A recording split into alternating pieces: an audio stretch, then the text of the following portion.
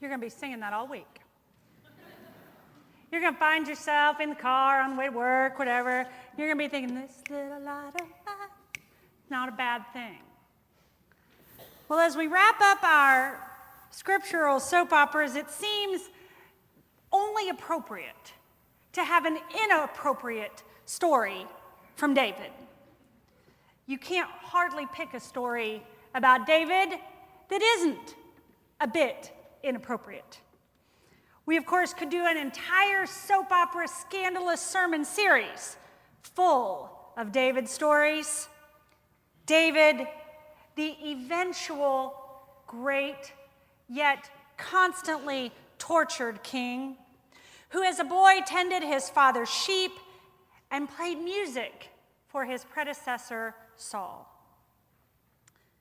David, most famously known for defeating the great warrior Goliath.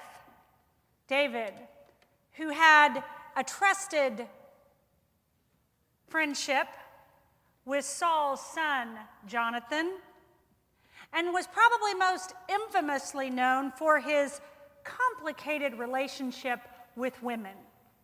We try to keep it fairly PG in here, so we'll just say David had a complicated relationship with women, including Saul's daughter, Michal, whom we heard about this morning.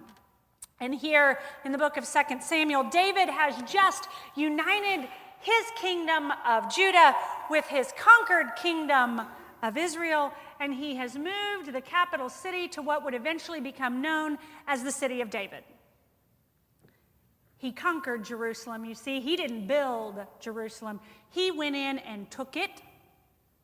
And here in this passage, we find him bringing the great Ark of the Covenant into his conquered city. And there is great joy and great excitement, in part because David is honoring the ancient traditions, the ancient stories, by bringing the Ark into the city.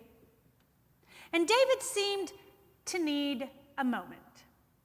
Because in the 20 years that David had been king, the nation had been through a lot of transition. There had been a lot of change. It changed its form of government, it changed its royal family, and now it had moved its capital. And now with this united kingdom, they are starting something new. And so apparently David stops to have a little fun and to celebrate in his worship. And there's this parade. And the thing is filled with music and shouts. And David is dancing with all his might.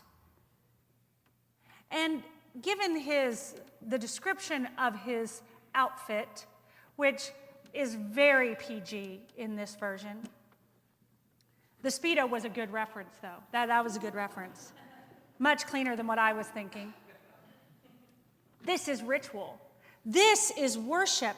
This is celebrating the power and the presence of God and all that God had helped David to accomplish.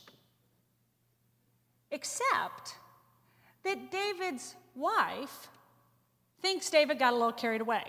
And not only did she accuse him of being inadequately dressed, she accuses him of being vulgar and his behavior inappropriate for respectable people, especially respectable people in the house of God and before God and in the name of God. I almost used the contemporary English version this week because in that she accuses David of being a dirty old man.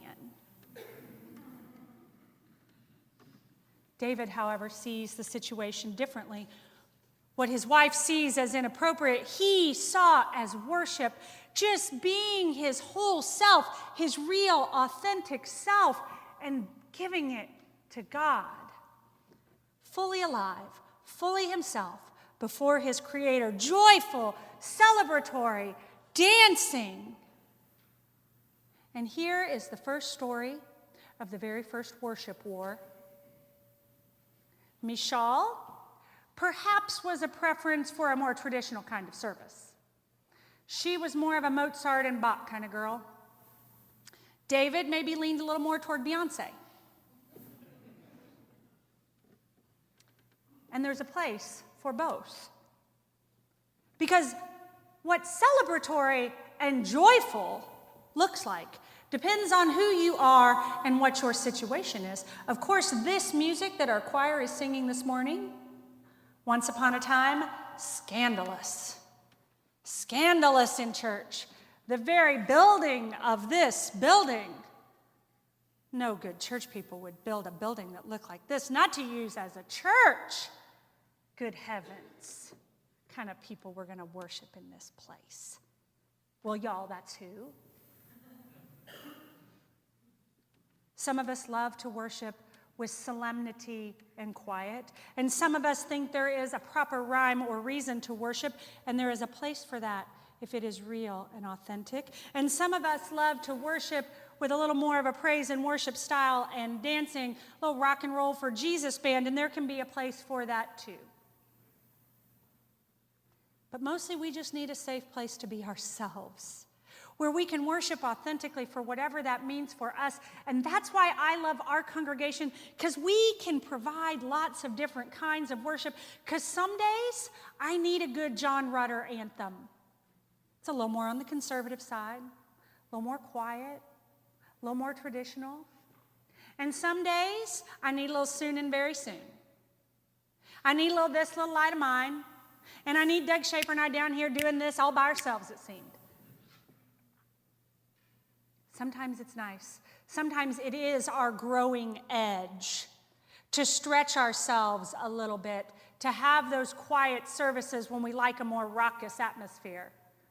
Or when we prefer the more quiet, it does not hurt us a bit to tap our foot in church. There's a little bit of both. And what I love about it is, what I love most about music is it helps us feel something that sometimes we aren't sure we can feel on our own. It drags feelings out of us that we maybe don't even know are stuffed down in there. In this story, David has no words, not until he fusses at Michal at the end. There are no words, there is just music, and music is feeling. And David is just feeling what David needs to feel. Because David had been doing a lot. There had been war and conflict and Saul and ugh. And David just needed a moment to have a little fun. And he did it. He found that in music. And that's why music can be so personal. And that's why it can be so powerful, because it stirs up emotions in us. And so this morning there is no big moral lesson, no great theological insight, no complicated exegesis. It's a $5 word for biblical study. Today there is no challenge or call to action. Today there is just feeling. And next week we're going to do that even more, as the entire service will just be music and feeling. And if you've ever seen jazz musicians play, you know they don't play off scripted music. They just play off feeling from one another. And as we enter into this summer season, these 2 Sundays felt like a good place to stop and hit pause and transition. Because summertime is a natural transition into a little bit of a different rhythm, a little bit of a different change of pace. And sometimes we need summertime. Sometimes we need to stop and have a little fun and sing, "Summertime when the living is easy." We need that change of pace, because sometimes we just take life too darn seriously, and we take ourselves too seriously, and we just need to lighten up a little bit. Michal? I can sometimes be her. Maybe you can too. But David felt the Spirit of God, and danced a mildly inappropriate prayer of thanksgiving, because it was what he was feeling. And that's what music does.